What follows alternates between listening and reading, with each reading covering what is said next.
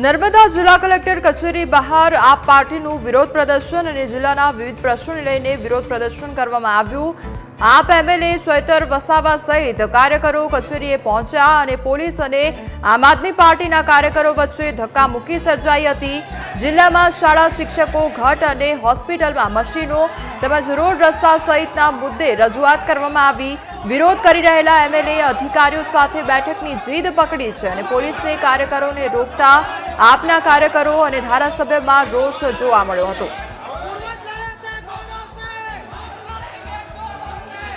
કોઈ પણ અધિકારીએ પોતે માલિક છે એવું સમજવાનું નથી। આજે આ બધા માલિકો આવ્યા છે, જવાબ માંગે છે। કલેક્ટર, ડીડીઓ, નિયામક ડીઆરટી ના અને પાંચે તાલુકાના ટીડીઓ ને બોલાવો, પછી તમે અહીંથી ખસીશું। અમે આ સીન સપાટાને લાકડી લાઠીચાર્જ થી ડરવા વાળા લોકો નથી। અને તમે એ કરવા માંગતા હોય તો પણ અમે તૈયાર છે, ચાલો તો લડી લઈએ। જ્યાં સુધી અમે સંવાદમાં માનીએ છીએ તો સંવાદમાં રહો। જે દિવસે સંવિધાન અમે સાઈડ પર મૂકીશું, સમાજ સાઈડ પર મૂકીશું, આર પારની લડાઈ થશે। આ તમને કહી દીધું।